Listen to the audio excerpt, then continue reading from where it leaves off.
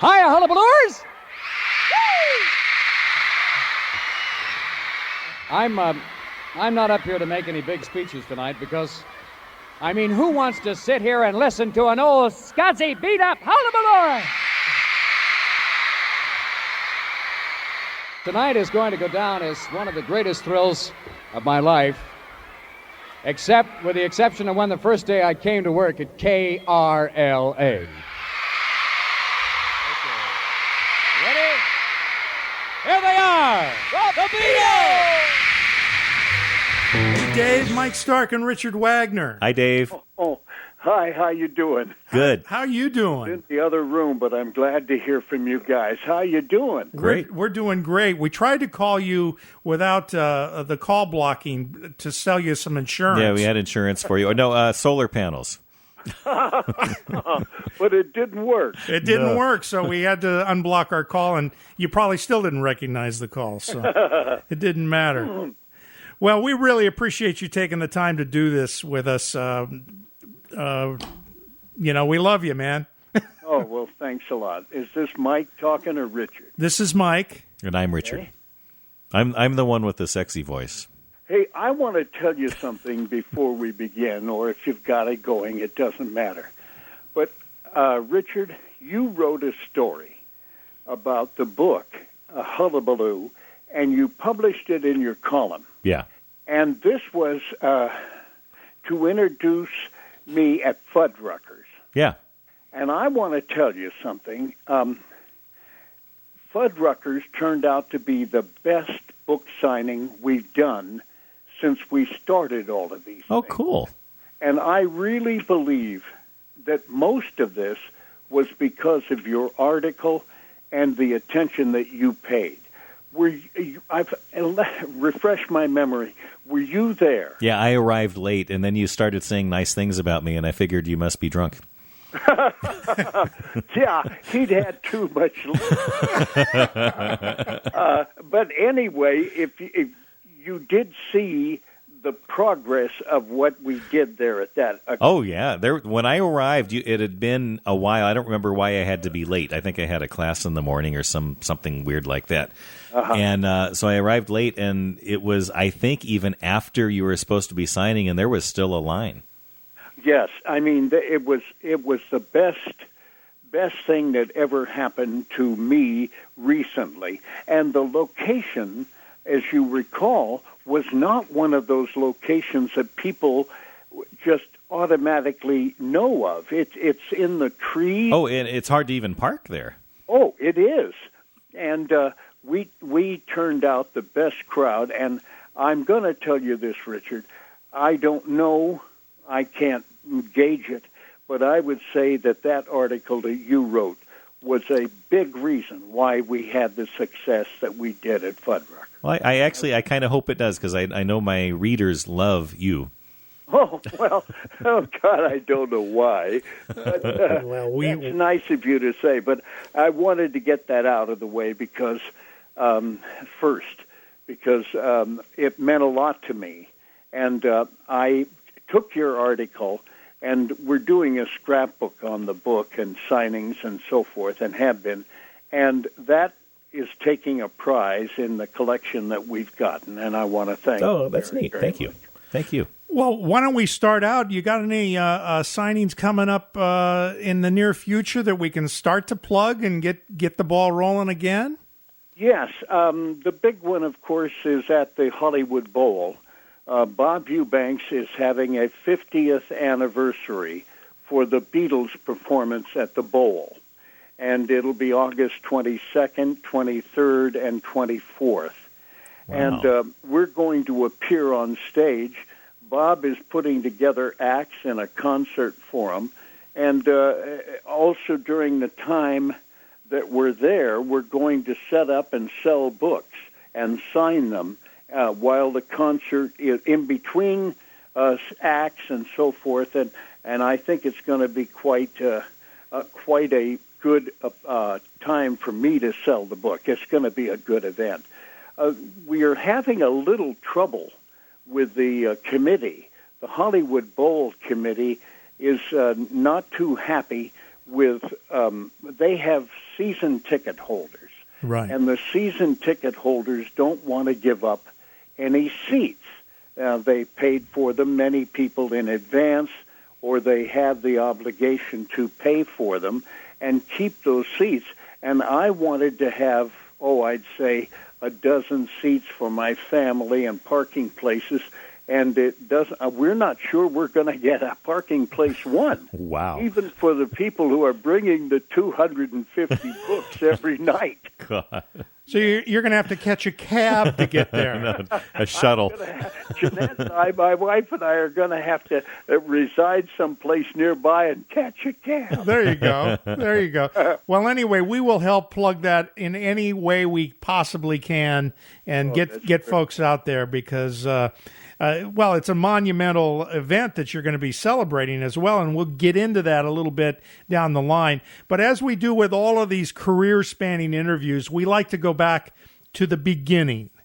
Okay. Where you were born and when you were born and what first got you interested in radio? Well, I was born at Garfield Hospital in Alhambra, January 20th, 1934. I'm older than your parents. From there, I just had an average childhood. I was lucky enough to have a physician and surgeon for Dad and a mother who was a hard-working stay-at-home mom. And in the raising of the family through natural, occupational problems of having an older sister and a younger brother, being the middle child, it was difficult growing up, and the war was on, of course, and those were not good times. They were times even with a father who had been a captain in the First World War and had gone through all of that. No one was able to really provide for their families, and so it was a tough time. It was just after the Depression. World War II kept rationing for the most part.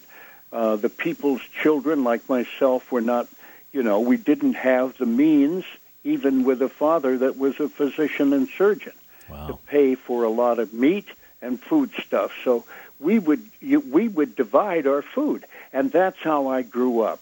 Until one day, Mom took me and my sister and my brother, and I was about, I think, 10, 11, or 12. I'm not sure. But she wanted us to get a little education and see a broadcast from Columbia Square. Wow. CBS would send back the show Meet Corliss Archer from here on the West Coast and send it back to New York.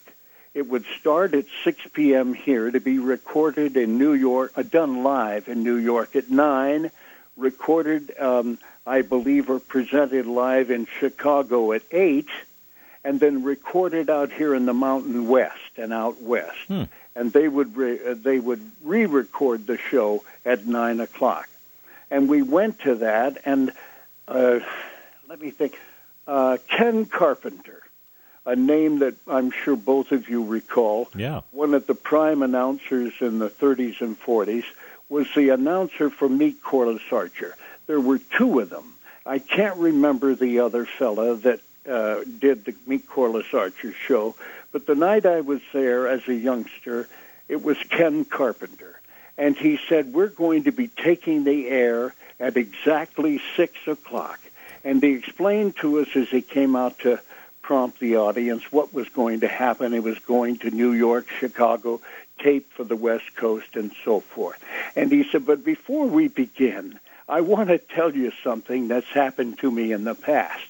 Well, I looked at this giant clock, and I mean it was giant. It was 3 or 4 feet across, and it had one of those big sweeping red pointer second hands. And he began telling this story, and I thought to myself, he's never going to make it because we're down to 6 seconds, 5 seconds, 4 seconds. Well, at 1 second, too, he came to the punchline. The audience broke out laughing, and Ken Carpenter said, now, from New York, It's Meet Corliss Archer. It was either that or Now from Hollywood. I think it was the latter. Yeah. Now from Hollywood, Meet Corliss Archer. And from then on, I knew I wanted to be on the radio. So I told my mother, I said, Mom, I want to do what he's doing. And she said, shut up and watch the show. Listen, that's the truth. For years during her life, she would say, no, that never happened. But I do recall it did happen, and it was poignant with me in my life because I told the world that that's when I realized I wanted to be on the air. And clearly, the fact that he was able to time that perfectly and get that right up to the top of the clock played a big part and a big influence in how you were on the air, because your timing was as impeccable as it comes when you were doing the top 40 thing. Well, that's nice of you to say. I hadn't thought of it in that regard. Pardon me, but I do believe that could be the reason why I would really force myself to get the timing of not only things that were humorous, but in being on the air and being out during specific times of a record and so forth, played a major part in my career. Wow. Okay, so that was when you were first influenced. When did you first get to do it? Well, that occurred when I was in the service. I joined the Air Force out of, a few months out of high school, and they sent me, I had been a drummer all of my life with different groups, but with one quintet. And we had several engagements, and I was their drummer. And the service found out that I was able, by giving me a series of tests, that I could figure out different codes, because you have rudimentary things that you do as a drummer, like triplets or doublets or whatever you're doing. So I knew that a da-da-da-da-da was a sound that I would use in my head while I was drumming. Well, it came out that I passed with flying colors on the particular tests that they gave, and they decided they were going to send me to super code school in Biloxi, Mississippi. And there was a group of where you always wanted to go.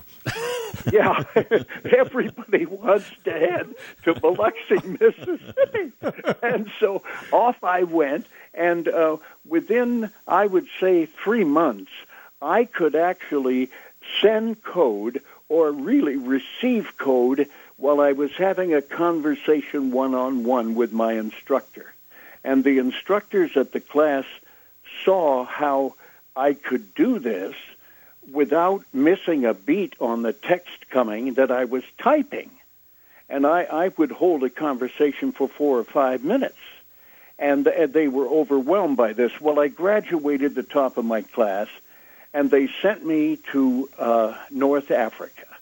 And it was my job there to not watch, but to send super secret cryptid coded messages around to North Africa, because we were watching during the Korean conflict, we were watching the movement of Soviet ships in the Mediterranean. When you start fighting North Korea, you're really fighting China and the rest of the communist countries as well. So we watched them while the fighting was going on.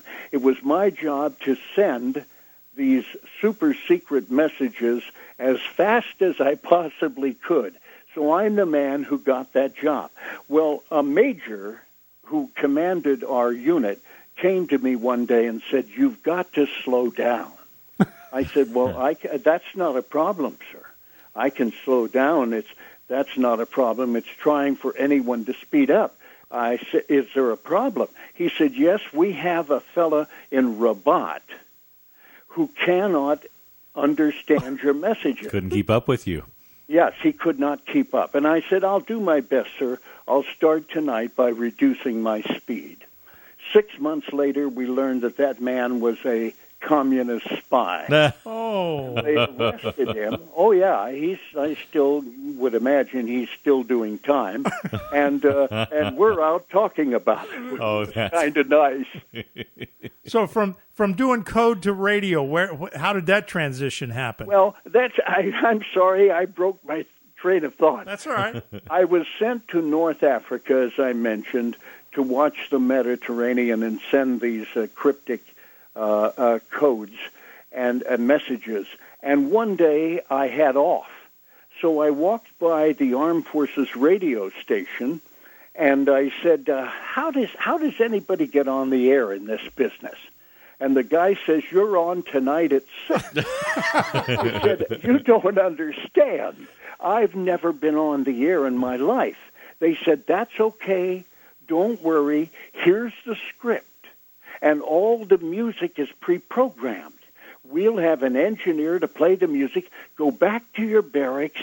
Learn the script. I said, boy, this is pretty good. I can do this. It's my day off.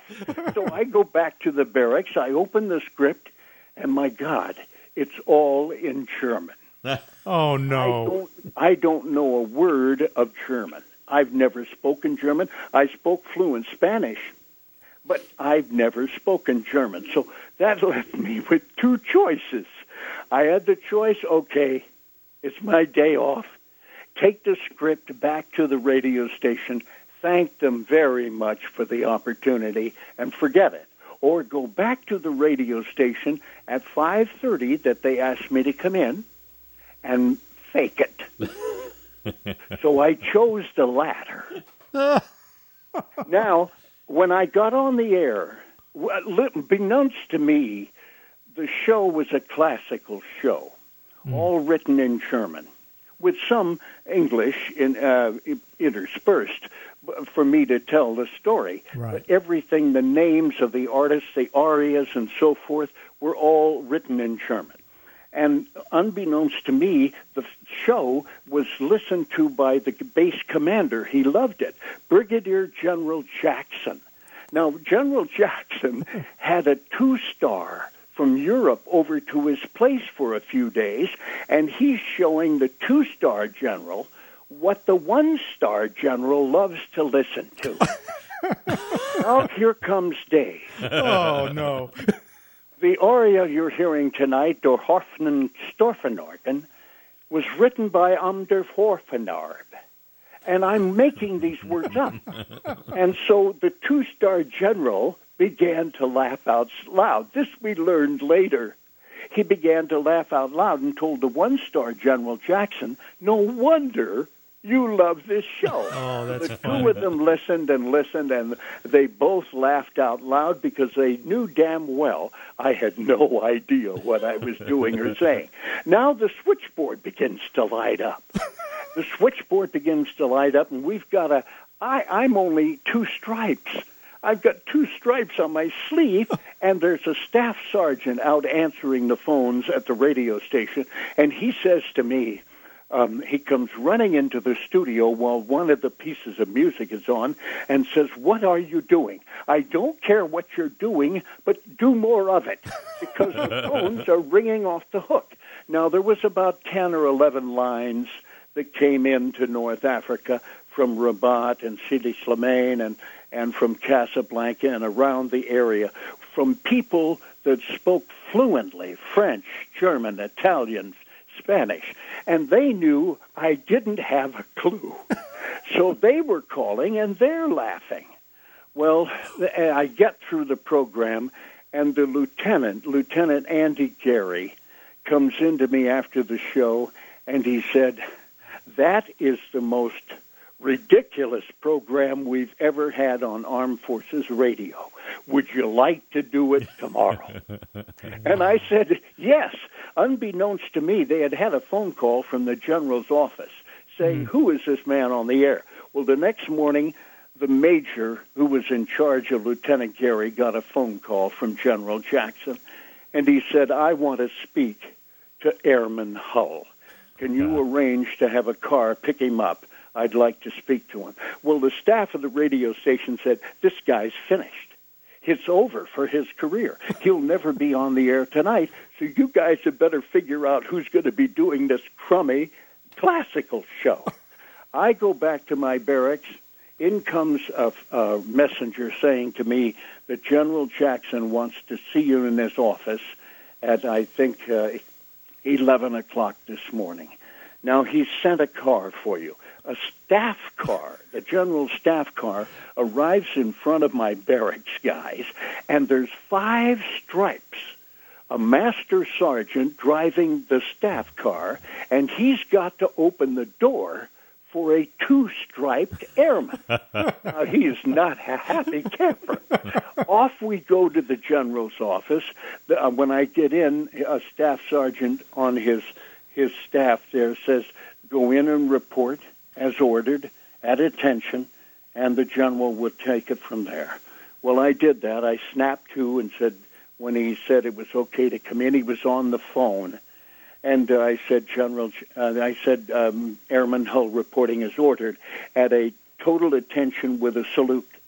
And everybody at that point had always told me in the service, at ease, Airman, or as it were. But he didn't. The general on the phone said, sit down in the couch there, Airman Hull. And my God, I couldn't believe because a suggestion from a general officer is an order. Right. Sit down on the couch. It's not a suggestion anymore. It's an order. So I did. I sat down on the couch. He finished the phone call, and he said, the reason why I've called you in, Airman Hull, is we were listening to your show and enjoying it so much, what you're trying to do at night, and I'd like to ask you a question. What do you think of this idea? I record a 15-minute program after your 15-minute show, the classical show, and it's called The Commander Speaks. What do you think of that idea? Now, what the devil do you think I'm going to say? It's a great idea. Oh, great idea, sir. Absolutely. And he says, well, just tell me then, when do you think I could come to the station to record that? I said, sir, you need not come to the station. I will personally bring the equipment, the recording, the microphones, the stands, all of the things we need to your office. He said, you can do that? I said, yes, sir, of course. What do you think I'm going to say? Yeah, of course. Of course. So I told him, I said, when do you want to start Commander Speaks? He said, we'd like to do it as quickly as we can get a couple of shows, record it. I said, that's great. I saluted, went back to the station, told Lieutenant Gary what he had suggested, which is now an order. Right. The lieutenant calls the major. The major orders the staff to start putting in at once 15 minutes following Airman Hull called the Commander Speaks. I went to the staff found out. I didn't really tell them.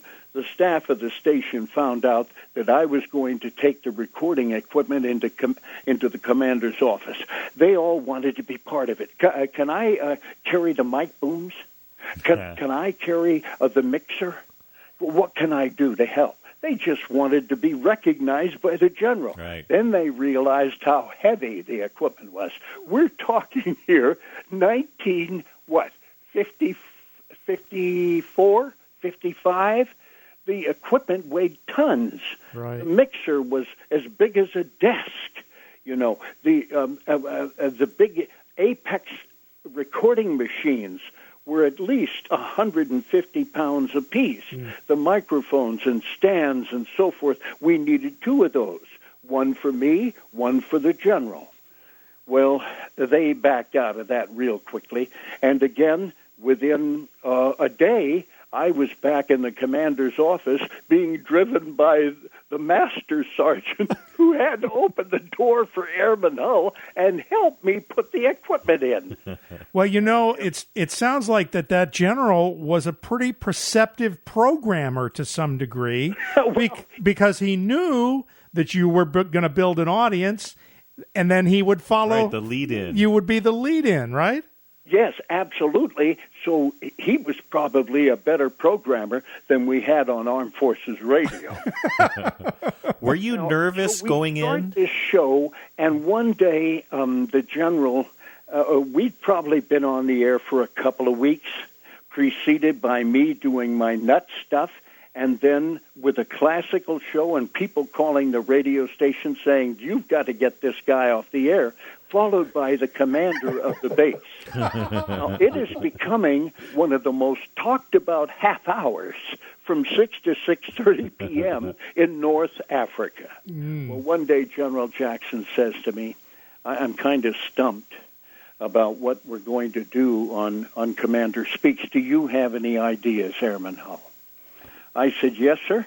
I'm going to make a suggestion to you and see what you think. He said, what is that? I said, sir, our swimming pool for the airmen has been condemned. He said, yes, I'm aware of that. I said, and the NCOs, the non-commissioned officers, will not let us use their swimming pool. And he said, well, I can understand that. They don't like to fraternize with the rest of you folks. And he said, let me do this. Would you do me a favor? Now, this again is a command. Remember that. That's right. He says, maybe you can write the story while I go to the officers' club to suggest to them that we give you 3 days, the airmen of this base, 3 days to use the officers' swimming pool. He gets into his staff car, goes to them, while I sit down at his typewriter, beginning to write this story. Now, all of a sudden, guys, I'm beginning to realize I, Airman Hull, am the commander speaking. And so it starts to roll off the typewriter, tickety, tickety, tick. And I'm writing wonderful stuff. I don't care if he likes it. I'm liking it. I'm the commander. Well, the commander gets back, and he says, I've worked things out because he made a suggestion to the officers' club. They'd like to have you work on Tuesday, I think it was Monday, Wednesday, and Saturdays. You can have the pool.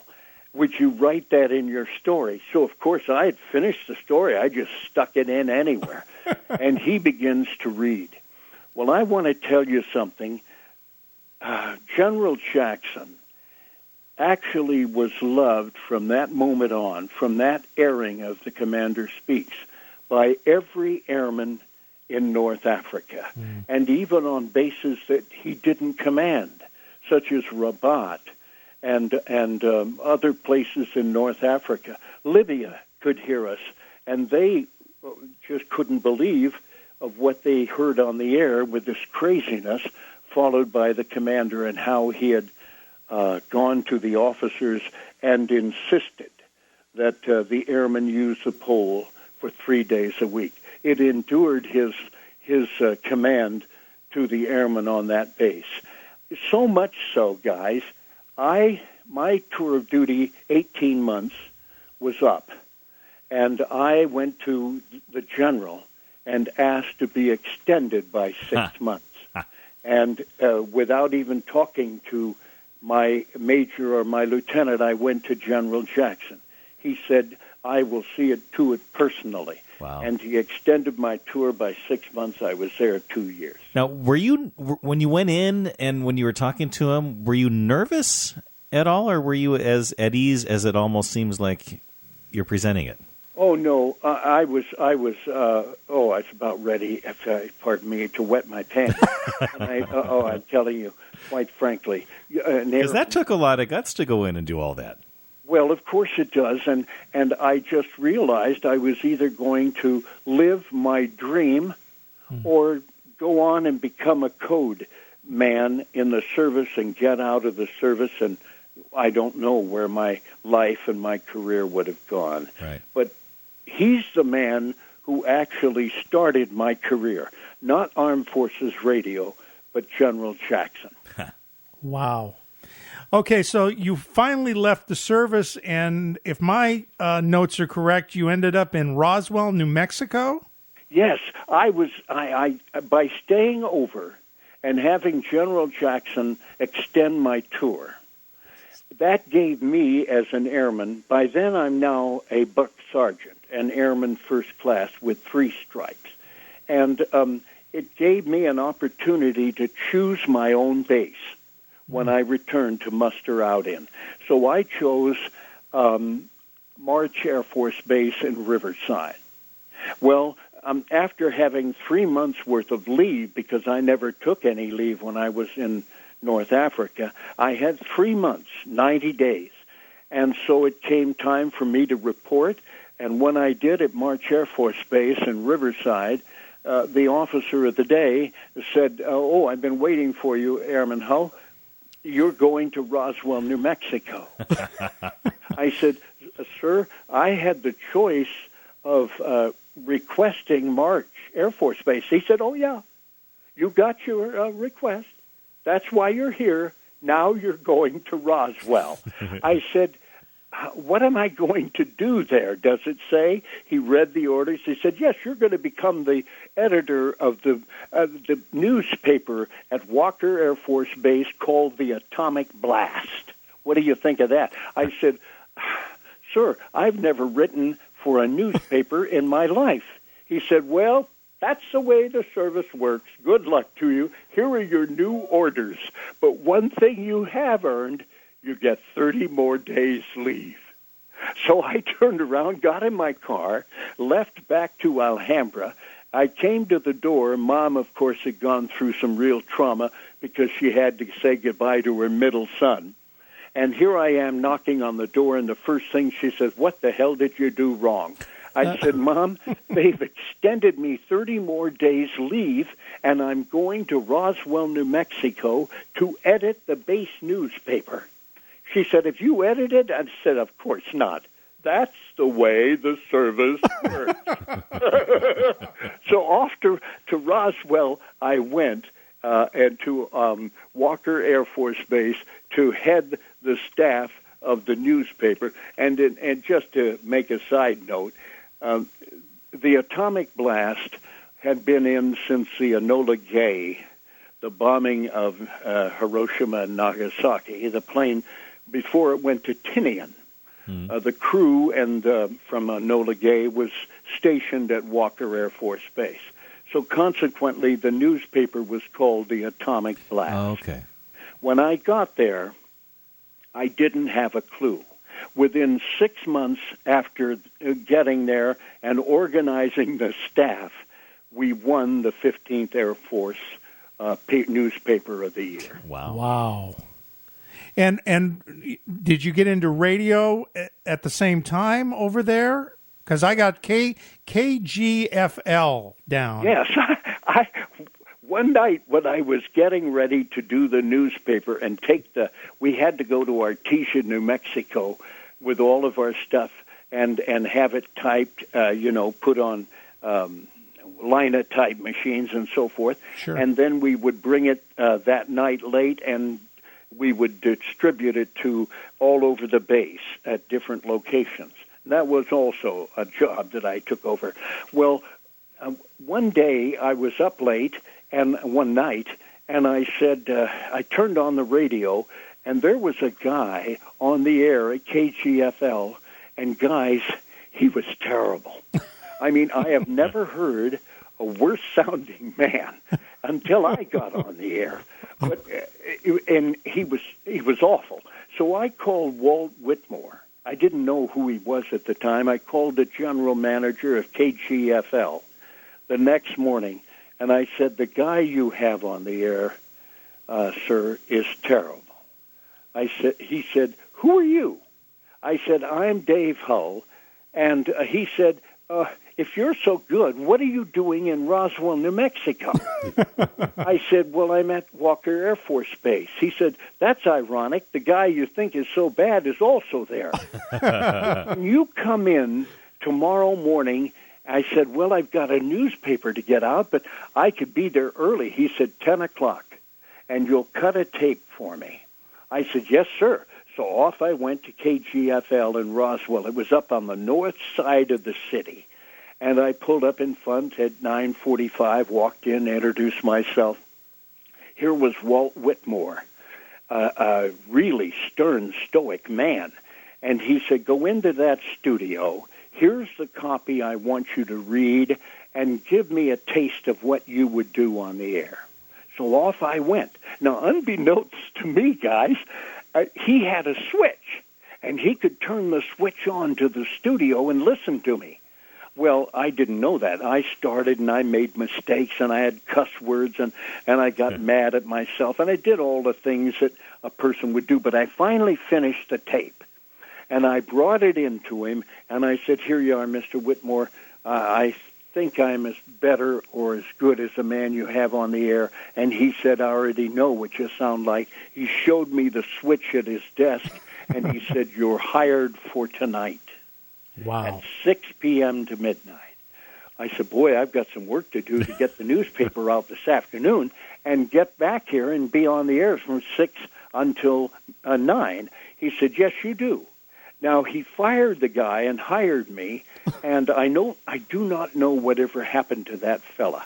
I can't even remember his name, but take my word for it, he was terrible. He probably remembers your name, though. I don't know if he does or not, but so that's how it started for me in Roswell, and that turned out to be my first commercial radio station in the U.S.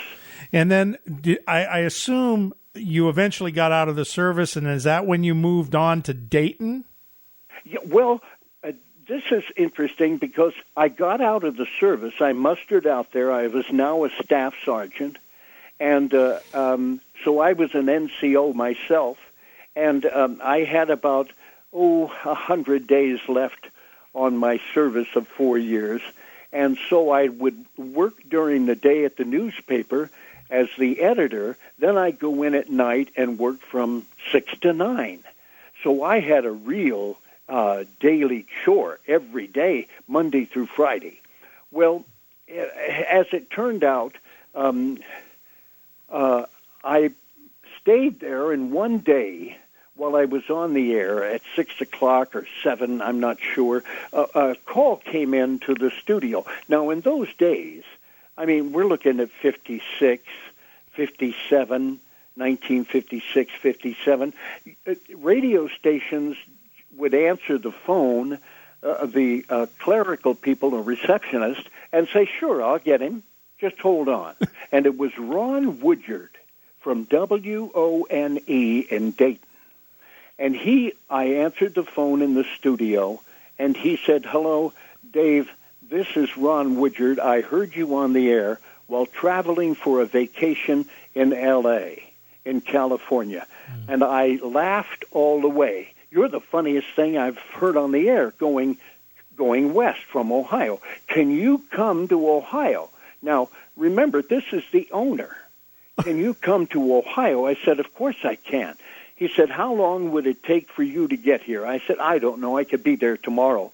He said, no, I'd prefer it if you gave 2 weeks' notice and do that. And I'll call George Dunleavy, my program director at WONE, and I'll tell him you're coming for our afternoons and afternoon drive and evening at a remote. Well, this was the first time, boy, my show that night was great because I continued for a couple of more weeks and headed for my first major market job, and that was at WONE in Dayton. Now, ironically, I worked for Ron Woodyard, and I had a show called Barnett's in Bellbrook. Now, I got to tell you this story because they wanted me to go out to Bellbrook after my show, and let me think. I was on the air from 3 to 6. At 7 o'clock, I was on the air from 7 to 9 in a remote situation at Dave Barnett's Furniture and Appliance Store in Bellbrook, Ohio, about, I'd say 30 minutes outside of Dayton to the south. And so I'd hop in my car and off I'd run. Well, that's what I did for 3 years. And the whole thing is, Dave Barnett, I didn't know that, they had fired the guy ahead of me, Ron Woodyard has, because he couldn't get his biggest client, Dave Barnett, any business. Well, within, I'd say 3 or 4 shows, people were just loading themselves in, listening to this crazy guy upstairs on the second floor, acting like a jerk, and bringing people in to see what the hell I looked like. Oh, that's funny. And so they'd come in, and it got so, Mike or Richard or whoever's listening to this, it got so that that the people wouldn't even wait till the furniture got off of the truck. They would have these huge trucks come in with appliances and furniture and so forth. They would get aboard the truck, these young couples with their children, and start buying off of the truck. Well, that became a real selling point. And I used to talk about that, and Dave Barnett went nuts. Within 6 months, Barnett's in Bellbrook became the biggest selling appliance and furniture store in all of Ohio. Wow. Now, were you... By the way, that shows the power of radio. It shows you. It definitely shows the power of radio. Were you playing music at the time as well? Oh, yes, we were playing. Oh, yeah. I would probably play 2 records in a row, and then for going from one to the other, just back announcing and quickly going over the top of the intro, I'd tell them who the next one was. We'd come out of those 2 records, and we would begin the commercials. Right. And it became such a surprise to me that I looked forward to going to Bellbrook, because this really turned out to be the thing that really made my career take off. Wow. Now, were you playing music in Roswell as well, or were you just doing... Yes, I was. I was playing popular music in Roswell, popular music in Dayton, Detroit, Columbus, Tampa, all the way out to here. What we would consider top 40 music then, right? Yes, I would consider it top 40 music, yes. So in 57 through 63, you were in Dayton, then you went to Michigan, Detroit, Michigan? That's correct. I stayed from 57 to 60 in Dayton, and this is ironic. A fellow from Detroit who owned a radio station there with, it doesn't matter, it'll come to me when I'm telling you the story, but he was driving to Florida. And he heard me on the air at WONE, and he called the radio station and said, I'm looking for a morning man in Detroit at WQTE. Would you be interested? I said, of course I would. He said, are you doing well there? Are you happy? I said, yes, I am. He said, well, and I can't remember, I think he offered me $250 a week. It could have been more, but if it was $260. You know what I mean? And he offered me that a week, and my God, in 1957, that was $1,000 a month. Yeah. Now we're talking big stuff. Right. I told him, I said, yes, I would be interested, and he told me his name, and off he went to Florida. And so I left the radio in Dayton, and I headed for WQTE as their morning man in Detroit. And that turned out to be a debacle. Really? For the whole staff. Well, we had a production guy, Bill Bennett was his name. He was brilliant. He was a fella from Miami, and they had hired him to be production manager. And we were trying to sell the fact that WQTE in Monroe, our license was in the city that makes the shock absorbers, you know? Oh. Yeah, Monroe shock absorbers. Oh, right. This is their one big thing in Monroe. Yeah. So we wanted to get out of being WQTE Monroe with studios in the Earl B. Brink building in Detroit. That's what the station ID said at the top of the hour. WQTE Monroe with studios in the Earl B. Brink building, Detroit. Well, when we got there, the production director had this all into his office after a few days there, and he said, I've got an idea. He said, we've got to sell the fact that we are in Detroit. That's where our numbers are going to be. So here's what I'm suggesting. We change the top of the hour and the bottom of the hour IDs. And the program director was, okay, what do you have in mind? And all of us are sitting there listening, and he said, here's what I want to do. I want an echo chamber. I want to say, this is WQTE Monroe. Detroit in echo.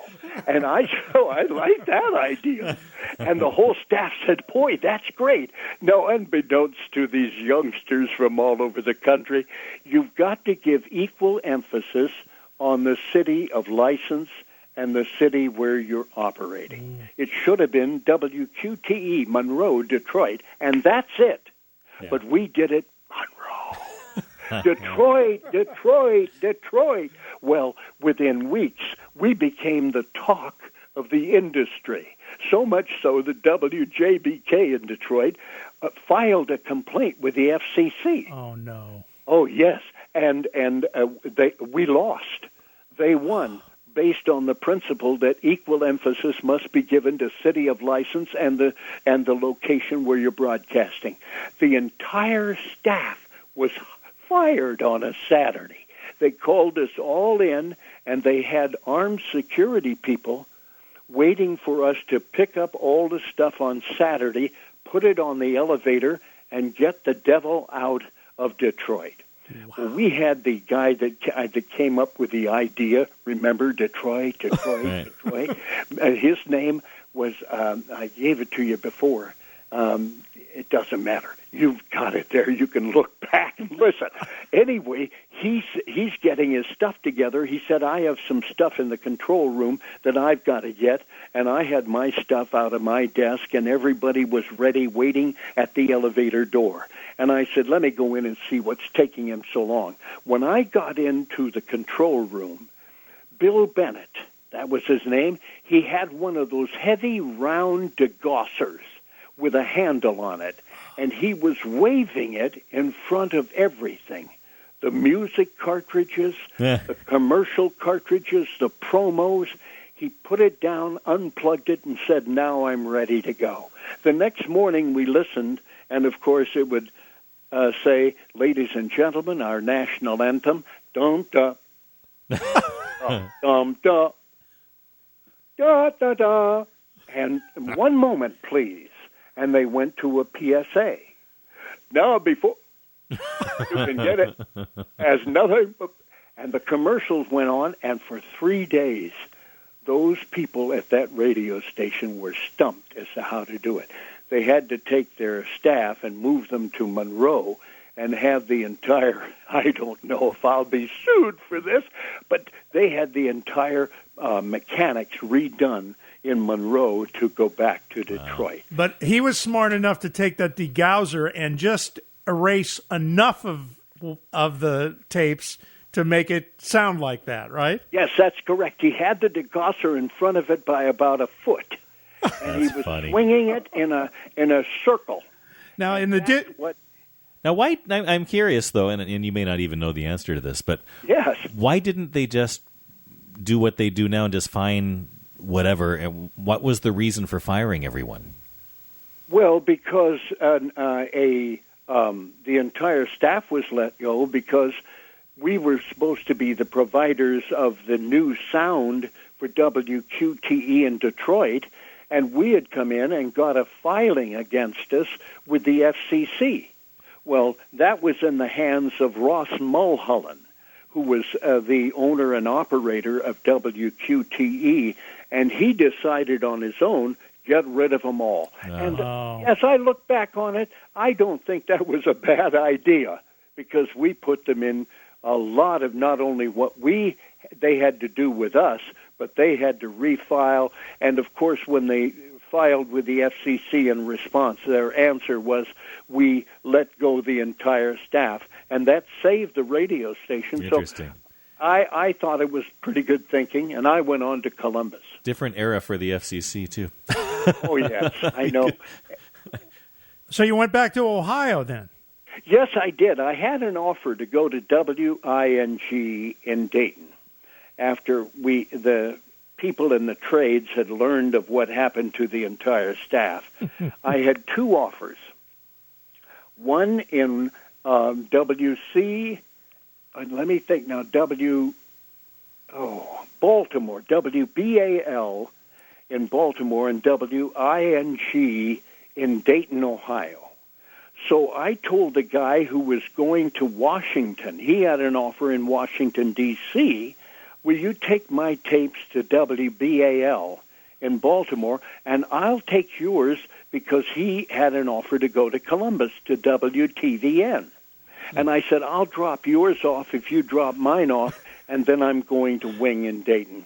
Well, I sat down in the front office waiting for somebody to come and get me, and they had all gone to lunch, and I had his tapes ready to give it to anyone from this fella, our program director, for WTVN. Well, the manager came out, and I was just sitting there with no one there. He said, have you been helped? I said, no, I've got some tapes here. He said, who are you? And I said, I'm Dave Hull. I was the morning man at WQTE in Detroit. He said, Detroit? I'm looking for a morning man. Come on in my office and let's listen to your stuff. I said, well, I'm not here for that. I'm here to drop off things. He said, I don't care about that guy. Come on in and let's listen to your stuff. I'm looking for a morning man. Well, he got in his office and he began to laugh out loud. And he said, you're good. And I said, well, I wasn't good. You're like General Jackson. I wasn't going to tell him I wasn't. I said, well, yeah, I've got a few years on me and experience. He said, I tell you what, I am hiring you as our morning man. Now, the entire staff is down at the Taft Hotel building in Midtown Columbus. You go down there and tell Chuck Yeager, my program director, to stop looking for the morning man. I've hired you. So I did, okay? I get to the building on the 7th floor. I knock on the door. He told me where the suite of rooms were. And answering the door is Jim Runyon. Now, that may not be a name that you recall, but Jim Runyon worked in my competition in Dayton. So he looks at me, and he and I were good friends, even though he worked for my competition there. And he said, Dave, what are you doing here? I said, I don't know. Gene D'Angelo just hired me as your morning man. He said, oh, this is going to be so great. So he, in turn, who had been hired already for afternoons, said to Bob Yeager, it was Bob Yeager, this is Dave Hull. He and I worked opposite each other in Dayton, but he is somebody you want to hear. And from then on, it really turned into a marvelous working arrangement at WTVN in Columbus. And then from there, you went to Tampa, Florida. Well, I did, but I had some detours. Okay. Well, the Taft people wanted one of their family members to run for governor. And the name Taft in Ohio is big. So they didn't want this particular family member to have top 40 and rock and roll on his record, so they called the radio stations WSAI, I think, in Cincinnati, WTVN in Columbus, the Taft Broadcasting System, and said, we're going to change to middle of the road. Instantly. Oh. It was from Elvis to Frank Sinatra. Mm. And so I had a chance to go across the street as operations director of WVKO in Columbus, and I took it. And I took some of the most important guys on the staff with me. And then I had been in Detroit, and Inkster is a small community outside of Detroit, and Inkster has one of the biggest stations in Michigan. It's owned and operated by black ownership. And they had bought WVKO in Columbus and wanted to expand with their staff. And our general manager, I can't remember his name, he said, Dave, you're going to call, because I was the operations director, he said, you're going to call the staff together and say to them, we're finished, the radio station has been bought, and here's the dates that you people should think about leaving. Well, I'm going on vacation, he said. Well, that was Bert Charles. That was his name. Who became part of the ownership. I didn't know this till later. But he said, I'm going on vacation. You handle it. I said, I'm not going to tell them when to go. You've got people on this staff who have been here longer than I said, but I've come up with an idea. He said, I don't care what your idea is. I'm out of here tomorrow morning. So he jumps on a plane and goes to Florida. Now, I have the meeting. I called a meeting with staff, news, jocks, clerical, the whole thing. 50-some people sitting in this office. And I tell them, here's what the story is. I know these people intimately in Detroit. I worked there. They're fine people. They're people who understand this business. But they want to bring their own people with them from Detroit, from Inkster. And so I'd like you to do this.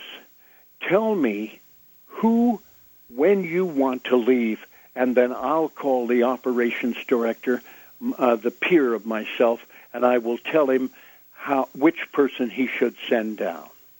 Well, the hand of a beautiful receptionist went up first.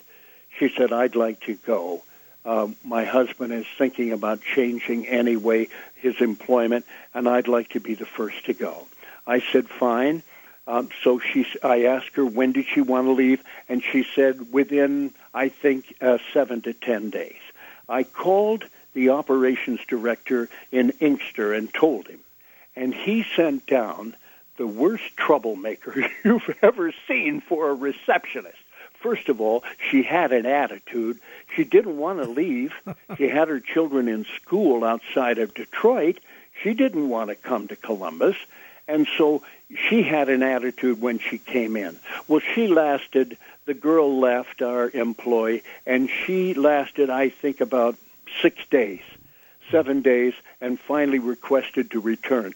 So we had to have another person from their staff, their clerical staff. But every time a salesman wanted to leave on a certain date, I would call the operations director, who was a marvelous gentleman. He really was. He and I learned to like each other like crazy. And he would send down a person, and then that person would leave on the date they wanted to go. Well, Bert Charles came back from his 2 or 3 week vacation, and everything is running smoothly. He's got a staff of half black people, half white people, and they're getting along. Everybody's getting along. And he said, what have you done? I said, well, I decided to let them choose, and it seems to be working. He said, keep going. Within about, I'd say 3 or 4 weeks, the last guy on the staff to go was myself, and in came the man that I had been working with so profoundly over this 6 weeks together in reshaping our staff, and he took over for me. My girlfriend at the time, who's become my wife, had gone to Tampa. She got tired of the snow in Columbus and wanted something better. Well, all of a sudden, Dick Lawrence, the operations director of WFLA in Tampa, says, Dave, I was reading the trades, and your whole staff is going. I said, yeah, I know. It's kind of exciting. He said, how would you like to come and be my morning man at WFLA? I said, you're kidding me. That's a 50,000-watt clear channel that covers all of Florida. I said, you want me for mornings? He said, absolutely. I know all about you. So I went to Tampa, joined my girlfriend, who now is my wife. Wow. Well, first of all, you should be proud of what you did there in Detroit. It seems the way you handled that whole situation. Well, thank you. That's the first time anybody's told me that. It certainly didn't come from the management at WQTE. No, but I think. Well, I won't get into that. Let me ask you this. You mentioned that they changed formats at one of the stations from the popular music to Frank Sinatra and the easy listening. Was the music important to you? Did you have to? It seems to me you could work any format. Yes, but I was 25 years of age, 25, 26 years of age. And to me, the music was everything. And I didn't want to change my format of popular music that had done so well in my ratings growth to something middle of the road. I didn't want that. So off I went, and it turned out to be the best because I had a great working relationship with the Inkster radio station, and it got me the job at WFLA, and I went down with Jeanette, who's become my wife, and that was a remarkable part of my career. So the music was important to you as a 25-year-old. That music meant something to you. Oh, absolutely. Music means everything to a person on the air. I don't care if it's country music. I don't care if it's something else entirely. It means something to them because that's their hook. That's what they grab a hold of with education to educate themselves about the artists, about the music, and its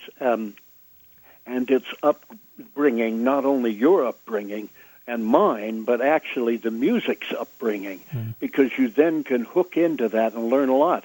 So people that play Polish polkas, they get into that, and people say, why would anybody want to play Polish polkas? Well, now you know. They really want to get into and learn the heritage of their music and themselves, and they kind of overlap one another, and they become the smart ones.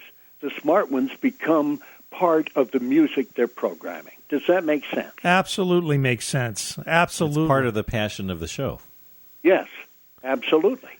Well, we've spent almost an hour, and we are now getting to the point that all of us here in Southern California remember. You were at WFLA, and then you went to KRLA. Yes.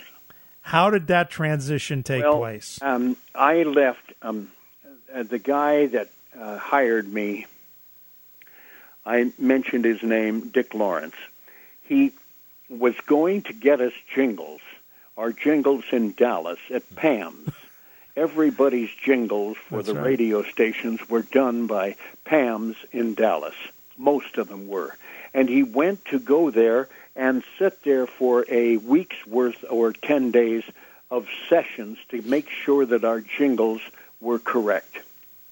He put me in charge of all of the ingredients that the new WFLA would have. There was a dozen of them. Music openers, news openers, program pieces that have to do with PSAs. You know what I mean? Yeah, sure. Little ingredients that you use before a specific thing happens on the air, and for different disc jockeys in the afternoon, mornings, and evenings. Well, I took that on while he was gone, but I forgot one thing. I had 12 things to do. When he got back, he listened to the radio station from the airport and didn't hear that one thing. And I'll remember it to this day. It was the stolen car report. We would report cars that were stolen, and we would have our audience look for them and then call the radio station's hotline where they saw it. And we, in turn, would call police, and we'd surround the guy, and we'd be the heroes. Well, I didn't get that done. I got 11 things done and didn't. Well, when he came back, he said to me in the hallway, with cubicles on either side, the back end of where the studio was that I was broadcasting in, he began to holler at me. And he got louder and louder and cruder and cruder. And, of course, everything stopped in these cubicles.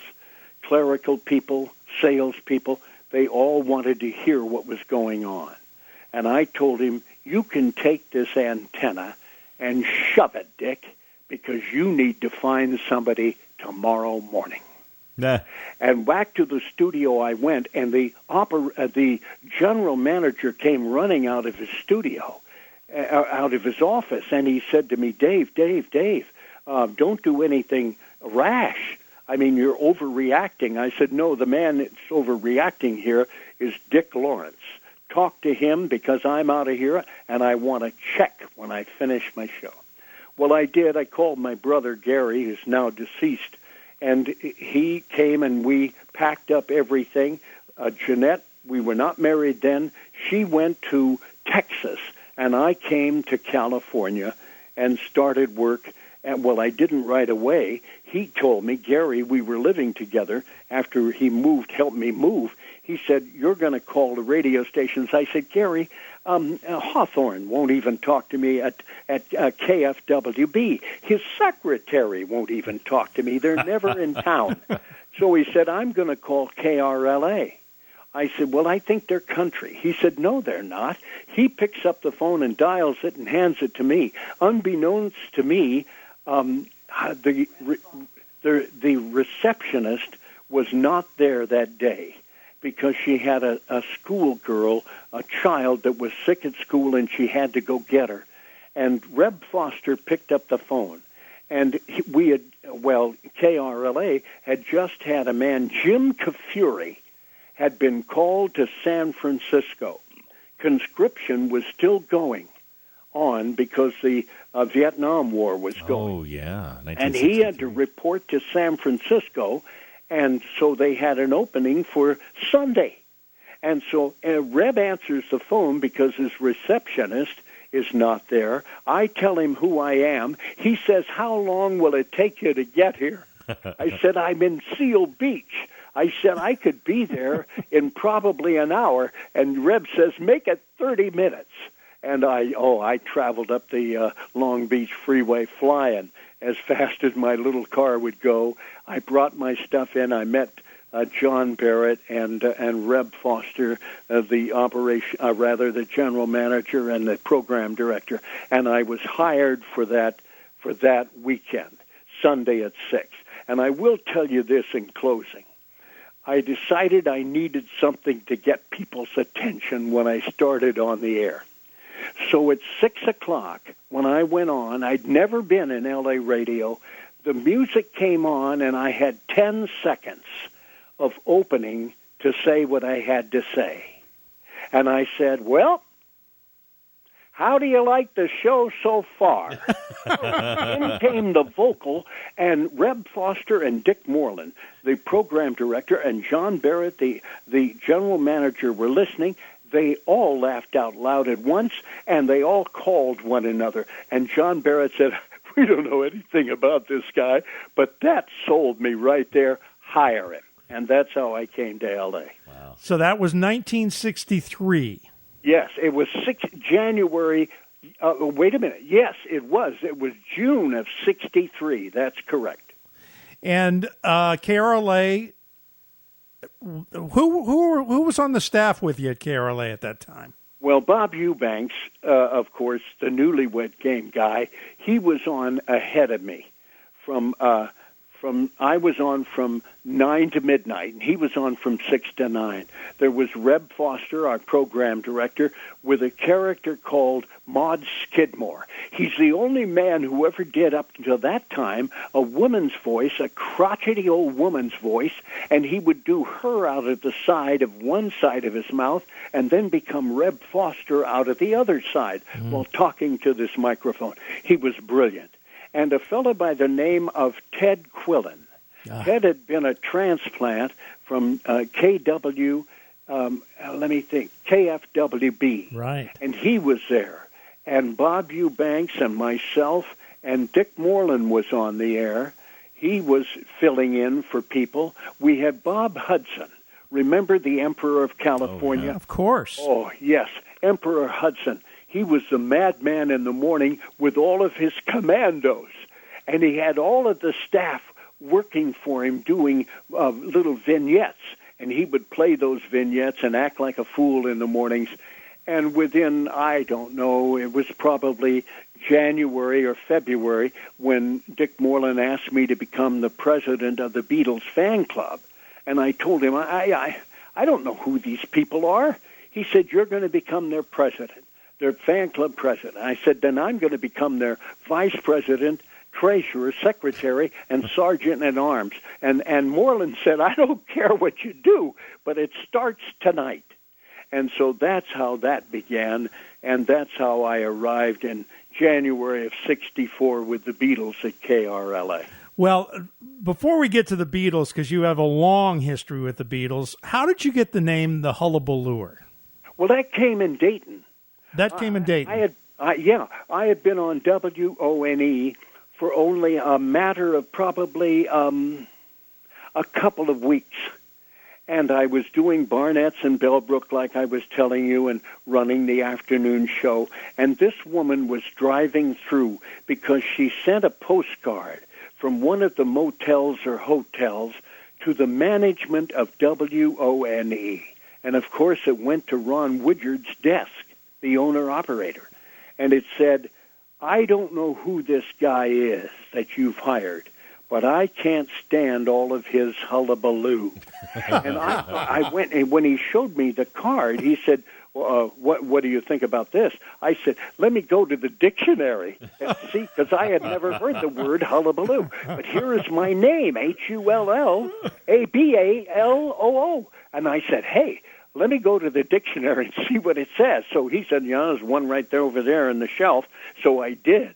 And it said a tumultuous uproar, a noise. And I said, you know what, boss, that sounds like me. I'm going to start calling myself, I added an ER and called myself the Hullabalooer. Beautiful. Well, let's go back to the Beatles. And before we talk a little bit more about the Beatles, I'm going to play you a little clip, okay? Great. Hang in here. Paul, how are you? How you doing, Dave? Fine. Hey. Paul, I'd like to ask you the question about, I understood What's that, there Dave? was- Hey, listen, I've only just found out about you. You're the fellow who's giving away all the addresses. Yes, I am. I thought you were a nice bloke. I'm not speaking to you for that. Go away. Listen, Go away. Whose fishing poles were stuck out the Terrible window man. in Yeah, listen, Seattle? yeah, Whose right. fishing poles were stuck out the window in Seattle? There were two fishing George poles. and seen. Ringo's. Were they? Did they catch anything? Are you really the fellow who's giving away the addresses? Yes, Have you I heard am. about this man? Yes. What about this man? He gives away all the home addresses of everyone. Hey, what do you think of I'm a a man rotten like that? guy, aren't I?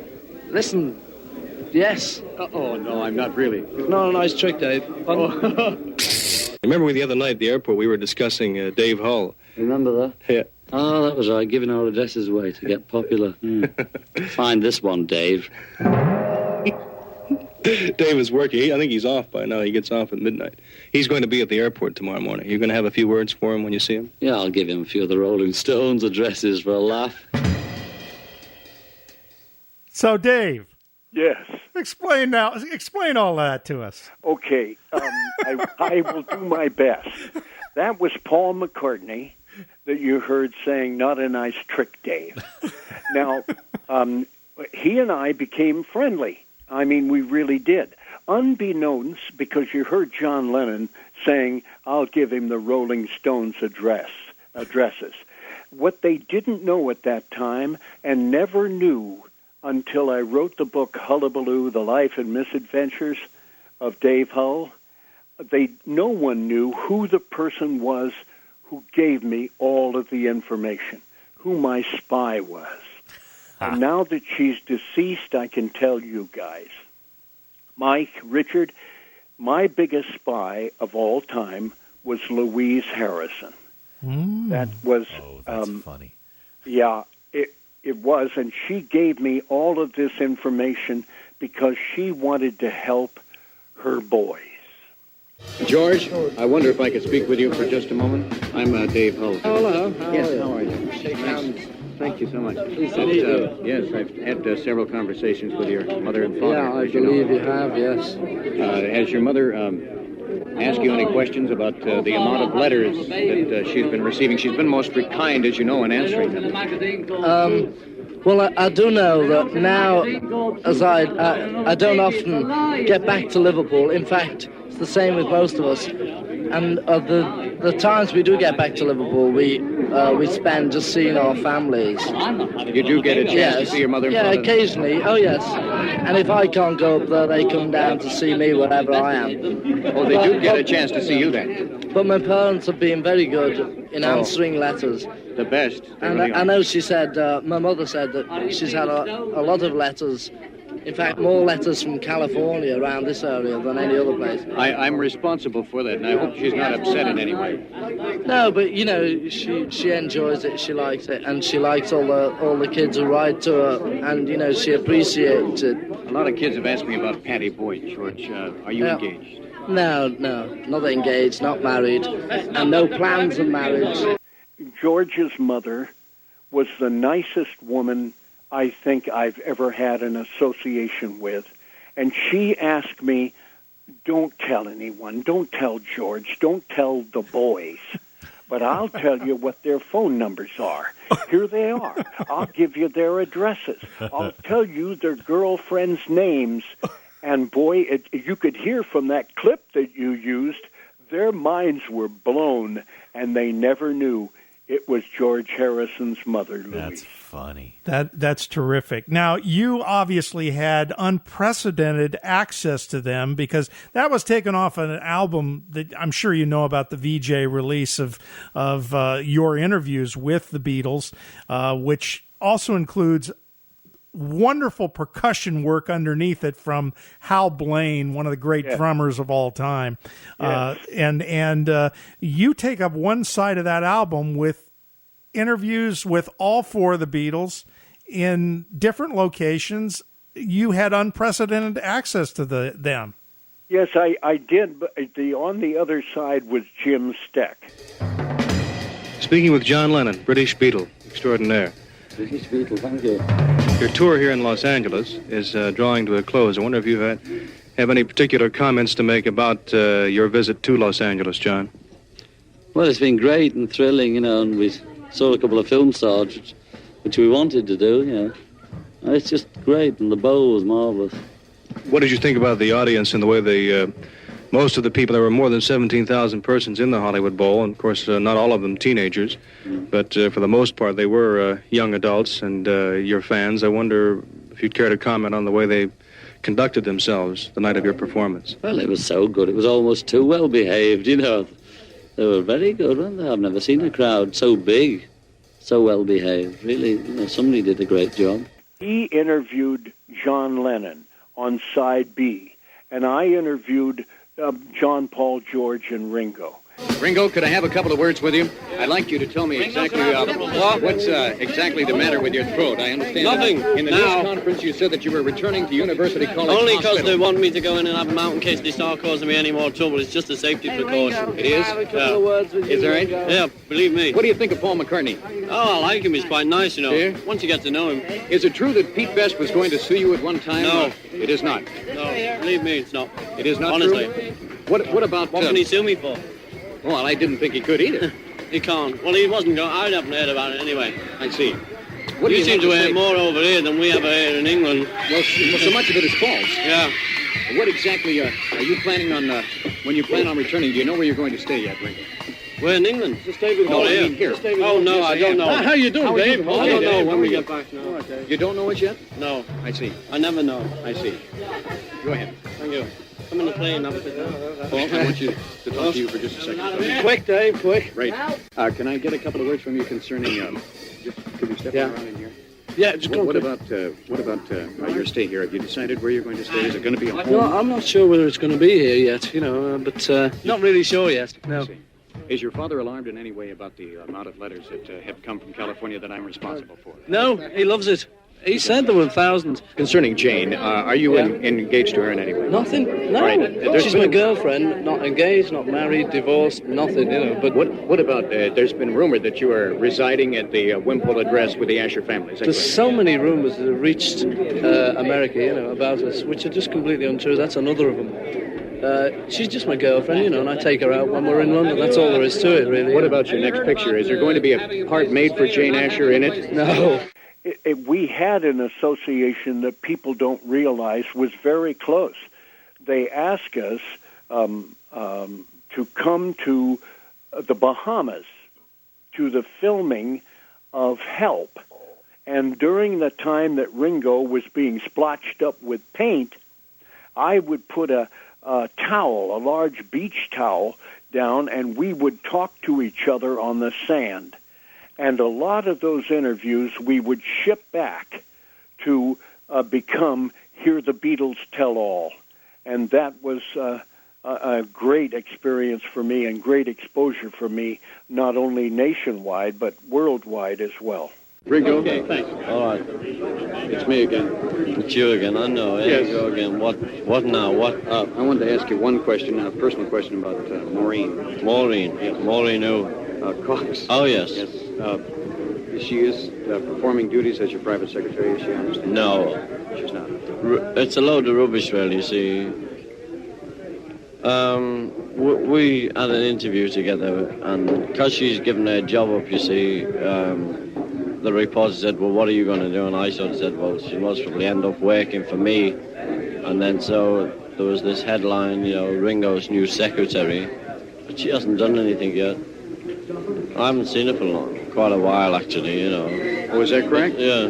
We're not going sort of steady or anything, It just happened that I met her, and I thought, well, would you like to come away, because it's no fun if we go on our own. We can't just sort of go out and, with girls and that. We can't sort of go to dances or clubs or that, And we went away, and we were chaperoned anyway, because the captain of the boat and his wife were on board. So we, all the magazines in America say, sort of unchaperoned, ho, ho, ho. But we were chaperoned, It was nothing sort of... Are you looking forward to seeing any particular part of Los Angeles or Hollywood while you're here? I mean, other than the fact that it's been rumored that you're planning on, or wish to see Disneyland, have you thought about anything? No, we didn't plan it, or I don't think we even wish it, I mean, I never thought of going to Disneyland. We may go there, but I've never, thought or said, well, let's go to Disneyland. I didn't even know it was here, actually. But, no, we go to the places, and then you never know what happens, we may go to a club or something like that, but we've nothing planned. How would you find the audience in Canada compared to the American audiences? Are they somewhat the same? They're the same most of the world over. It's only Paris where they're different when you get more fellas than girls, That's in Paris? In Paris, yeah. What, do they have the same acceptance, though, even though the crowd is different? Yeah, but instead of a scream, you get a roar. Instead of ah, you get roar. And, of course, the Beatles played Dodger Stadium, and Bob Eubanks and yourself played a big role in that. Well, Bob did all the work. I mean, I was acting like a fool and getting these things on the air and acting like a dunce. The businessman was Bob Eubanks. I mean, this guy would touch something, it turned to gold. He did that with Cinnamon Cinders. Remember those teen dance clubs? And he made a fortune in that. Then he went on, of course, as you know, and did the television show, The Newlywed Game. Right. And he made a fortune for himself there. But it was Bob. It really was Bob Eubanks. And interestingly enough, Bob and I are putting on a 3-night affair at the Hollywood Bowl in August 22nd, 23rd, and 24th, where we're going to bring in acts. I'm not bringing him in. He's bringing him in. And that's when I had told you earlier about the season ticket holders. They're a little upset because they want to be at the show. So they don't want to give up their seats for us and our people to be able to sell the book Hullabaloo. Well, I know a couple guys that are going to be there. We'll have to talk some of these season ticket holders out of their tickets. Well, we'll tell you who to contact. There you go. I'm putting down Mike Stark and Richard Wagner at the will call office. How's that? There you go. Perfect. Now, there was a rumor that you, in the early days of the Beatles, you snuck on a plane. Is that a true story? Yes, but I want to correct you on something. Okay. I did sneak on the plane, but it was Jim Steck who actually said, after we had gone through a lot with the Beatles, I doing all of them and him doing the interview with John Lennon that you're talking about earlier, he said, I'm going aboard the plane. I said, Jim, you can't, that's a federal offense. I said, people will arrest you. You'll be, and he starts up the stairs. Well, I ran after him. I really honestly did. I wanted to grab him by the collar and tell him he was acting like a fool. So you were trying to stop him. And well, the people at the top of the stairs were the Beatles' road group, and they recognized both of us. So they, in turn, just flagged us in, and we both went to Denver, to Red Rock Stadium, to be with the Beatles. And it's like backstage passes. Oh, yes, we had backstage passes. Brian Epstein left our name at will call. Yeah, there you go. There you go. Yes, sneaking on the planes, eh? Shh, don't say that. They caught you, though, didn't they? Yes, they did. What was Sorry, it? Did you think of the title of A Hard Day's Night? Yes. How did you do it? I don't know. It just came out. We went to do a job, and we worked all day, and we happened to work all night, and I came out still thinking it was day, I suppose, and said, it's been a hard day. Looked around, it was dark, and said night. And so we came to A Hard Day's Night. What about your throat? I understand you're going back into the hospital this fall for a throat operation. Would you tell us about it? I'm just going to get them out. My tonsils, there's nothing the matter with them now. They've cured them, but all they're worried about is if they can go again, you see. Some magazines have said no. It's finished, you see. What about your father's horse? What Drake's about Drum. it? Yes? Drake's Drum. Are you planning on entering Drake's Drum in races in the U.S.? Well, I see. It's nothing to do with me, because it's my dad's horse, and I didn't buy it for myself. I bought it as a birthday present for him, so if he fancies entering it, let him. Good on him. It's doing okay, though. Won last time out. I know. And he came in second on the first time out? Yeah. Well, then you've had 2 places in 2 starts. Yes, very good it was. Then you're in no way connected with Drake's Drum at all?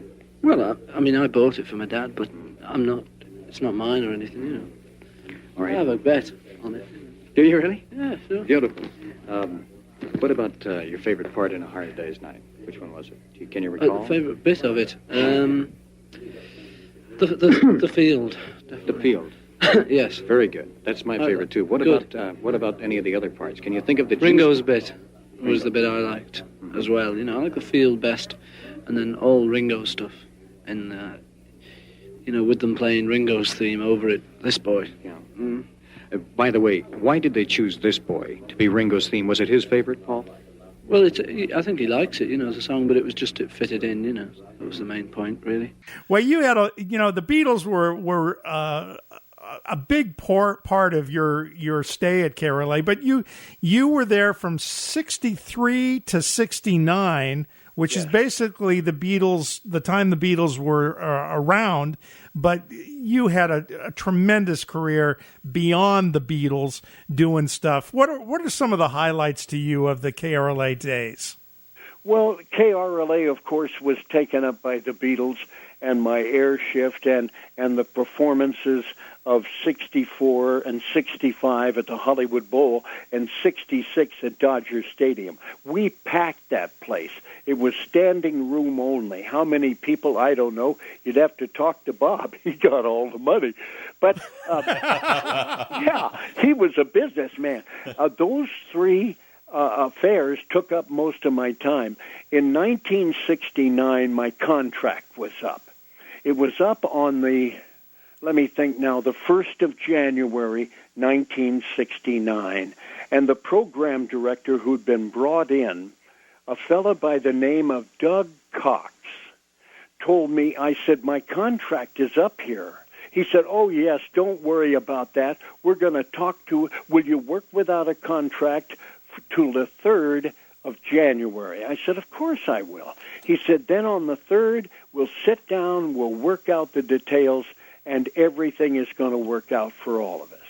Unbeknownst to me, they were going to fire me on the 3rd.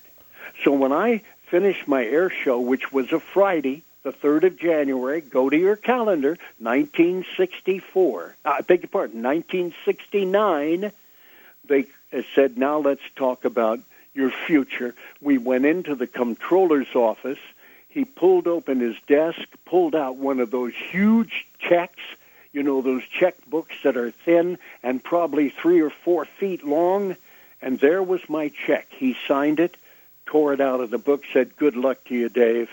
Have a great life. And that was the end of me on Friday, January the 3rd of 1969. Well, I went home. Jeanette and I were married. I came home and I said, I've been fired from KRLA. She said, you're kidding. I said, no, I'm not. and I got to look for work. So I had a phone call from a guy at KFI. Oh, boy, I can't remember his name. He went on to FM, Dave Moorhead. If you look him up, you'll find that he went on from KFI and went on to FM and started the FM revolution in the 1970s. Well, he called me and said, will you come to work for us on Sunday? I said, of course I will. He said, you'll be on the air from 6 to midnight, and we'll come in on Monday after you're off the air, and we'll talk. So I did, and I got the job there and went on with Bill Benedict, I think his name was, the sports director at KFI. The Dodgers were on KFI in those years. Yep. And he said, do you want to go to the game? I said, yeah, I'd love to. So he said, after your show's over, we're going to the game tonight. Well, we did. We went down in the locker room. I met Wes Parker. And I thought to myself, this guy is really smart. And he had been listening to me on KFI, and he wanted to meet me. And, of course, the association with Wes Parker began and blossomed, and we went on to Florida in their spring training at Vero Beach, and it went on for a period of 3 or 4 years. Wow. From there, I went to KGBS. Bob Hudson was the morning man, and they had an afternoon guy by the name of Ron Landry. And the program director there heard that I had been let go at KFI, not for any reason other than economics. It really was. They were downsizing. And after I'd been there 3 or 4 years, he had listened to me, and he asked me, Ron, I can't remember his last name. It doesn't matter. It's been so long ago. He said, will you come and talk to us? Because I'm thinking of putting Ron Landry in the mornings with Bob Hudson and make them Hudson and Landry. Ah. Well, that turned into be a smash for us and for the two of them with albums that they sold, all over the world. And Bill Balance was in between us, and I was doing afternoon drive, and I took that job, and I decided one day, there was a guy that called and said, my girlfriend is broken up with me, and I'm supposed to go to the Bill Balance Nifty 50s hop this weekend. Can you help me? Would you give me a name out of your black book? I said, I don't have a black book. Are you kidding? I'm married. I've got kids in Arcadia. I'm happily in love. And he said, well, I said, but hold on. In the next break, I'll go on the air and see what I can do. Will you go on the air with me? The guy says, sure. So I asked him dumb questions. What kind of car do you drive? What do you look like? What's the color of your hair? What are your color of your eyes? How tall are you? Questions that I knew that anybody with any, amount of sense would be able to answer. Right. So he answered them, and the phone started ringing. And every woman in Southern California wanted to date him now. And so I knew I had something called Dial a Date, is what I decided to call it. Right. And from there, it went over to KMPC when Robert W. Morgan was working there, and he told the management, you ought to bring, because they had a fellow who left, Clark Race, left to return to San Francisco, their nighttime man, and they said, you ought to bring in Hull. He's doing this dial-a-date thing, and he could do a thing for you. And I did, and I changed the name to Love Lines, and it became a sensation. Wow. So you worked at KMPC with Robert W. Morgan. Yes, I did. This is before he went to FM, to K-Earth. Right. He was working fill-in, and he was looking for the job in the mornings for Dick Whittinghill. Right. He wanted that job. And so he didn't want to be put on nighttime. So he was a big reason why I took the job. And the program director there, Mark Blinoff, said to me, will you do our nighttime and do that crazy dial-a-date thing you're doing? I said, yeah, I'll change the name to Loveline, and we'll have fun with it. Well, that became a smash. Well, going back to the KRLA days, when growing up in Southern California, there were two radio stations basically in town. There was KRLA and there was KHJ. And, of course, Robert W. was on KHJ in the mornings, and there was a huge rivalry at the time. Were you guys friends with each other, or was that rivalry real at the time? Well, I happened to mention that I was let go at KRLA. Right. And I was fighting Morgan in the morning. I was doing mornings. Right. The fella that said to me, Doug Cox, we'll talk about extending your contract on the 3rd of January. I told you the story. Well, the ratings came out the following Tuesday after they'd let me go on Friday, and I beat him. I beat Robert W. Morgan when KHJ was just cleaning KRLA's clock. Your name is the one that kept coming up in Ron Jacobs' book when he's trying to get his 30 share that he never quite got. Your name is the one that kept coming up in his memos of doing well on KRLA. So that's why it's surprising that KRLA would even let you go. Well, but remember, they didn't know until the Tuesday. Yeah, but you had been doing well, pretty much through your whole career there. I was, and thanks for that. But when the book came out, and I think I put the numbers in the book that I told you about Hullabaloo. Yeah, and it shows the Western Union wire I got, showing that I had a 12.1, I think, to Robert W. Morgan's 9.7. That probably in the ticked morning. him off, didn't it? But it did one thing for me, and Robert, he learned to respect me. Oh, that's true. And remember now, this is 1969 when the book came out, and in 1970, I think it was 76, I went to KMPC on his advice to the management there, the operations director, Mark Blinoff, to hire me. So by then, in that span of nearly 20 years, he and I became respectful of one another. Was that rivalry between KRLA and KHJ, was that a real intense rivalry, something that we don't have in radio today? Absolutely. In fact, the KHJ-KRLA rivalry became so intense that I would play songs from the Beatles, and they went to Capitol Records. I told you I got the information about addresses and everything from Louise Harrison. Right. But I had a fella in Capitol Records, and I swore to him then, and I swear to him in the book, and today as I'm speaking to both of you, I will never give your name. He said it will ruin my career in the business.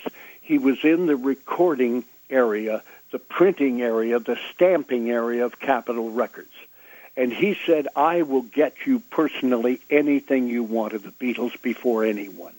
Well, we were playing them ahead of everyone because of this fella who will remain forever unnamed. And it worked until KHJ brought in a battery of RKO's attorneys from New York and L.A., and they decided they were going to sue Capitol Records. Wow. Well, Capitol Records freaked. Yeah. And Capitol Records is a major producer. And so they said to me, Dave, we want to know who it is, and I told them I would not tell them. But from that point on, the management at KRLA became really super sensitive to anything I was doing on the air. And that kind of changed the tune of how I would operate from then on. The irony, of course, is that RKO would have done the same thing if they had the power. Oh, of course they would have. Of course. And we probably would have turned around and sued them. Right, and they would have had to have questions asked over at Capitol Records. Now, you just brought up something that kind of clicked something in my brain. Wasn't KRLA the first station to play the song A Day in the Life months before anybody else? Am I right about that? Is this Richard? No, it's Mike. Mike, Well, A Day in the Life. Now, kind of help me through this because you're talking how long ago? That was 1967. That was off the Sgt. Pepper record, the song "A Day in the Life," and I thought that KRLA had somehow gotten a preview copy of that, and you sort of reminded me with the business with Capitol Records, and I wondered if you knew the story behind that. Oh no, I don't. But I think now ask Richard because he's the writer. Okay, like I'll know anything. Ask him if he recalls that A Day in the Life was first played on the air at KRLA by Dick Moreland. I'll have to check. I don't know. Oh, whoa! I don't know either. I think I'm recalling that in my brain because The Day in the Life was not something that I headed towards. You know, I would play things like Penny Lane and Strawberry Fields and things like that during the time. Right. And A Day in the Life was off of one of their album cuts. Was it not? That's right. It was the final cut on the Sgt. Pepper album. Okay. Then if that's the case, the guy doing some of that stuff on the weekend was our assistant program director, Dick Moreland. And I bet you, by golly, he's the one who first played that record. I know nothing about it myself. Okay, well, we'll do a little research into that. Let's quickly go over the stations you went. From KMPC, you went back to KRLA? Let's see, from KMPC, I went back to KRLA. Yeah, when KRLA reinvented themselves. They had, Jack Roth was the program director then, and he and Burt West was the general manager. Jack Roth decided to have a reunion, remember, of all the guys in 1981. Right. And he brought back Hudson and myself and Bob Eubanks and, the whole crowd that had been on the air. And we recalled the 60s on a whole weekend. And his production staff, that's Jack Roth's production staff, cut all of the intros and all of the music stingers and so forth for that. And it turned out to be quite an affair. After that was over, the reaction from the people in L.A. to that reunion was so great that Jack Roth asked me to return as their afternoon drive man. Wow. And they had a guy on from San Francisco. I can't remember his name now, but he was not the strongest personality in L.A., but he was very big in San Francisco and had worked with Burt West up there. Terry McGovern. Thank you. Oh, yeah. Terry McGovern was the morning man and was very popular with Burt West. So he didn't want to make that change. But Jack Ross said, we're going to bring in Dave Hull for afternoons from 3 to 6. And from then on, after about, I don't know, about 84, I stayed in afternoons, maybe 83, and then finally they moved me to mornings. And that was my second trip. But you've forgotten I had a third trip to KRLA. I've got down here 92 you were there. Yes, that's true. By then, Jack Roth had left, Burt West was gone, and they had an entire revamping. I think it was, Media. I can't remember the name of the company. They took it over. And Greater Media. Greater Media. Yeah. That's it. Thank you. You guys are bright. So they offered me mornings, and I took it. I was there for 3 years, and that's when I left and I was going to run stations in Anchorage, Alaska. I'd had the offer to run Pioneer Broadcasting, KFQD, a powerhouse that's heard all over Alaska and Canada and Japan, the Pacific Rim. And they asked me to lead that.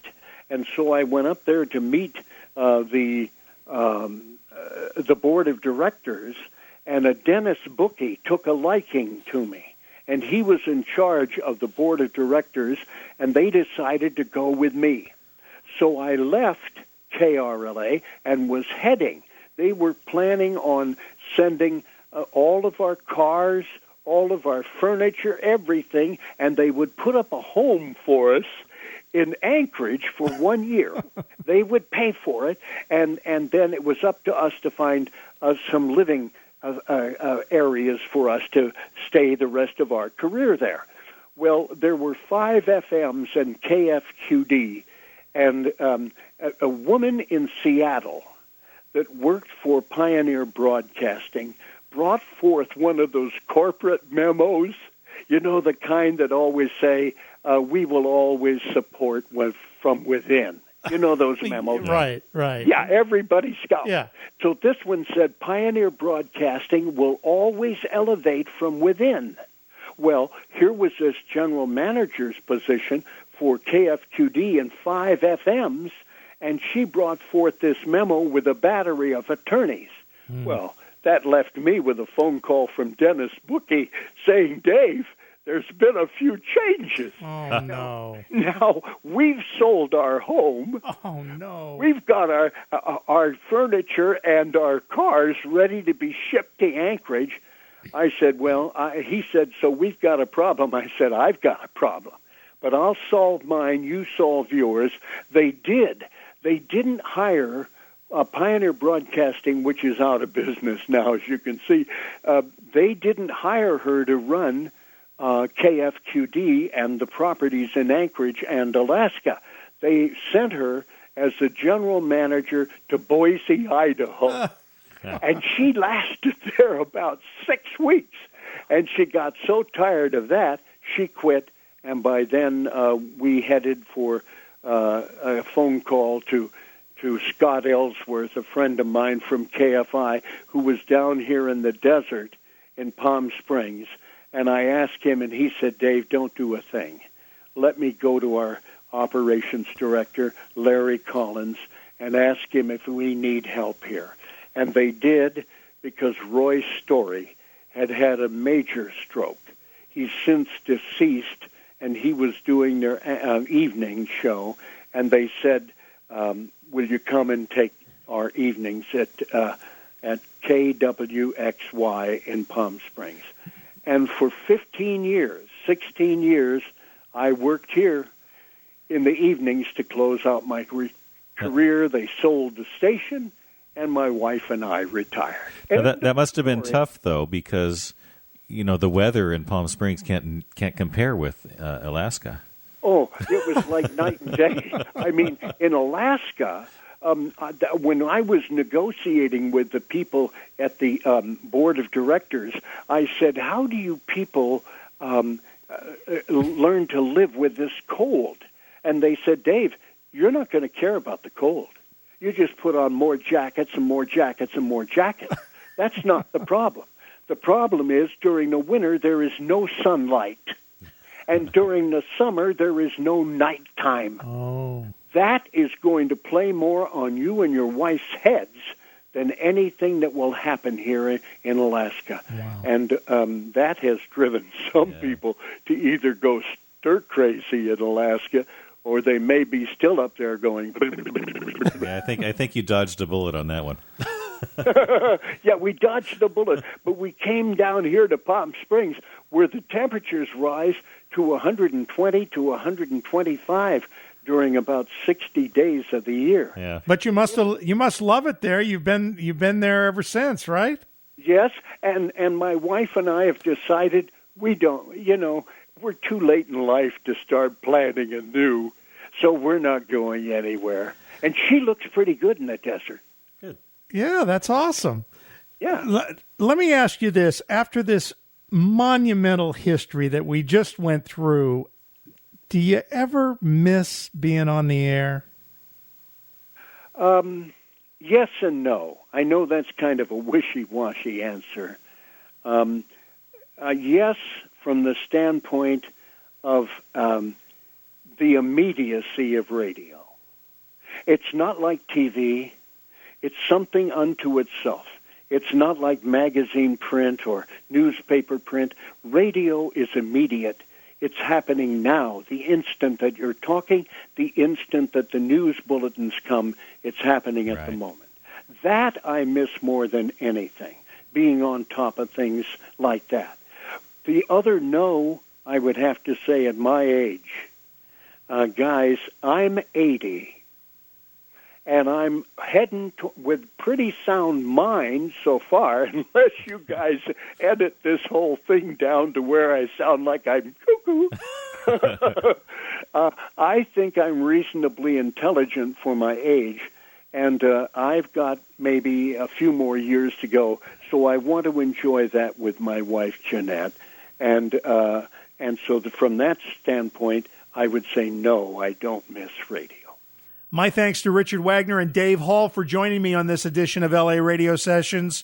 We'd love to hear about what you think of the show. Drop me a note at mike@laradiostudio.com. And stay tuned. More to come.